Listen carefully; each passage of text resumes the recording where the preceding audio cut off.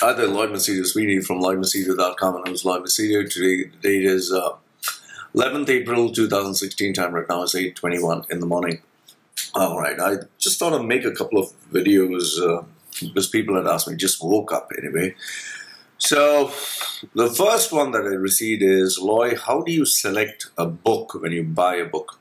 Well, obviously, I think the question stems from the fact that I have so many books that I buy. So how is it that I select a book? All right. So I'll give you an example. This is currently the book I purchased. Okay. This is the book I purchased, Always Hungry. Now, first and foremost, when I'm buying a book, I kind of select the book based on the genre that I'm interested. Right now, I'm thinking of losing weight again. But, you know, I could have gone to a book on dieting. I could have gone a book on exercise. But I know most of the diets, and you can get most of the diets online. I kind of knew most of the exercises. So my specific question was, why is it that I keep feeling hungry? Why is it that I keep having these cravings? So then I managed to get this book that says the first word is Conquer Your Cravings. So that answered my question first. So whenever you buy a book, first make sure that it fits into the genre that you're interested. Second one is it at least answers a key question that you're looking for. The next one is I always see who are the authors that recommend this book. In this case, it was Mark Hyman, the MD of the Blood Sugar Solution. And then when I turned it around, I found people who were not only best-selling authors, okay, who had recommended the book, but people who had written down worthwhile books. Because remember this, there are a lot of these authors who have this exchange policy. I'll recommend your book as a great book. You recommend my book as a great book. Especially like people like Jack Canfield and Brian Tracy. They recommend anyone and everyone's books. So I don't normally go for those books. Then I always make it a point, if the book is covered, I open it.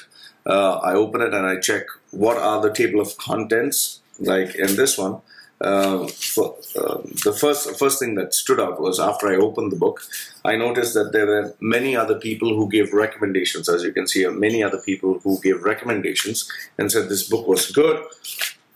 Then when you go to the table of contents, it gives you roughly what the book is all about. So this kind of sheds some light into what the book, you know, can offer you. And then obviously I also go to the end of the book. I go to the end of every chapter and see if it has a summary of its chapters, because that is kind of important.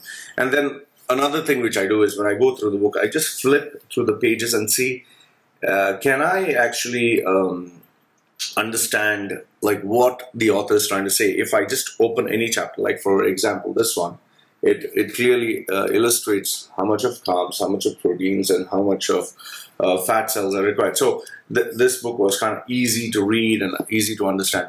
So these are some of the pointers that I use when I purchase a book. And overall then I go with my gut feeling. And if I still have doubts, I go down to Amazon.com's reviews of that particular book, and I always pick up the first one is the biggest drawbacks for the book, the people who have given poor ratings. And I see what they have to say, because obviously there's an element of truth in it. And then I see the number of people who have praised the book and see if there's any detailed review.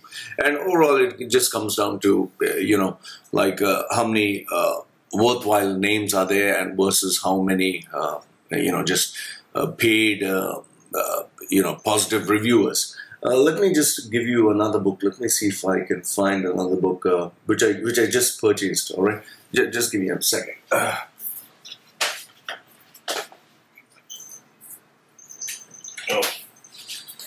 So these are some of the other books that I purchased. I just purchased them. Like, see, this one, the thing about this book is this book is creative. It's creative in nature. It's like there are a lot of pictures, a lot of you can see a lot of pictures, and this is a kind of an interesting read. I buy these kind of books because they're kind of creative, they're kind of different, so they have this thought-provoking kind of feel to it. Then This book, which said, I don't know if you can read it, it says How to Perform Under Pressure, the Science of Doing Whatever Matters the Most. When there's a book like this, I usually see who has recommended it. Down here is the Financial Times, so that's a credible, credible source of information. Then Forbes over here has given a positive review, so okay. Then what I did is I flipped over the book. The thing which I do not like about these books, they're the very fine print, so that kind of discourages me. So then I, opened up the page for whoever has given recommendations, and I see, okay, here there is Forbes, then the Financial Times, then you also have, NCAA, you have championship coaches. So I do not, okay, fine, these are a few credible sources of information. Then in this one, the drawback would be they don't have a summary of the chapters. But then what I did is I just flipped through the pages, and I found out, okay, fine, I can understand. Like, do you tell yourself you need or want them? Oh, okay, that was thought-provoking, the chapter's title. So, and then I see the summary of chapters. The anatomy of choking. Okay, that happens to me under pressure. The nature of pressure, which is important to me. So this book also was good. In terms of a book like this, nice visual cover. I obviously like to see, okay, the cover is good. The title says, What Have You Changed Your Mind About? I love knowing something about my mind and how I can learn something. Then obviously the recommendations have been by the Toronto Globe and Mail, San Francisco Chronicle. So yeah, and the thing that attracted me with this book is read about Steven Pinker, who is one of my favorite authors, Richard Dawkins, Sam Harris, Nassim Nicholas Taleb, Chris Anderson. So these are the guys who I love and admire. So I said, fine, this book is good. Okay. Then let's say this guy, Adam Grant. I purchased this book because I read Originals, which is brilliant. And Daniel Pink has recommended this book, if you can see. Okay. So obviously, if Daniel Pink has recommended, I know the book is good because Daniel Pink is one of my favorite authors. Let's have a look at this one. The Confidence Game. I like the way there's a being a cheater and confidence game. And then I kind of see that who are the people who have recommended this. So when I see Steven Pinker is here, then I see Daniel Pink, Charles Duhigg. Well, it has my attention. I don't even need to see the chapters, because if 3 of my favorite authors have recommended, then it must be good. A book like this would be hard to decide. Ground Rules, Warren Buffett, because there's so many of Warren Buffett's books. But then, and the fact of the matter is, even though Warren Buffett has recommended this book, I'll tell you what is the reason I chose this book. Because I normally wouldn't have purchased a book like this. Forget the cover. I think it was, what was it? Because there are too many books. Why did I buy this book? I think, what was it?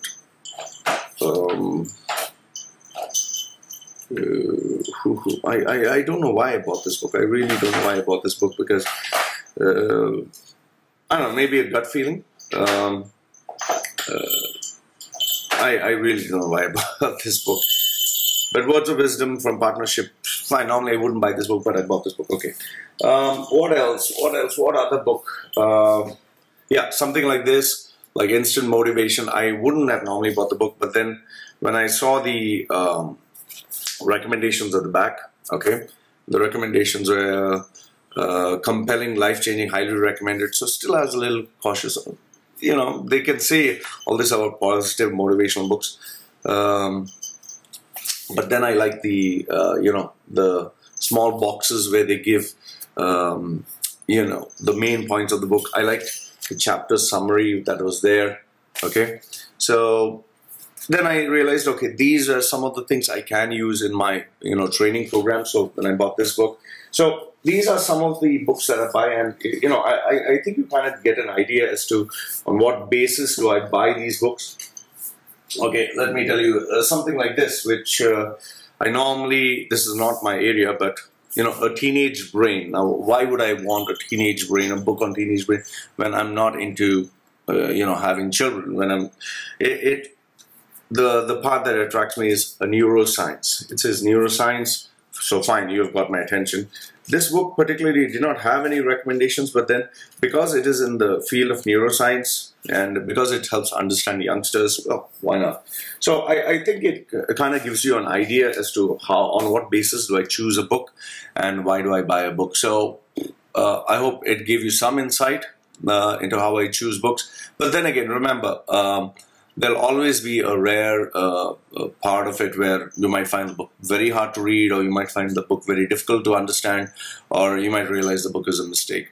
But, that's part of the game. So, and if nothing else, I would say just watch a few videos, YouTube videos of the summary of the book, or just research, and then you'll eventually realize whether the book is good, worth your time or not worth your time. So Loy from LoyMachedo.com, and it was LoyMachedo.com sharing with you how he selects a book when he is buying a book. I hope this has gained some, given you some insight. If you have any questions, let me know. Love to hear from you. Goodbye for now.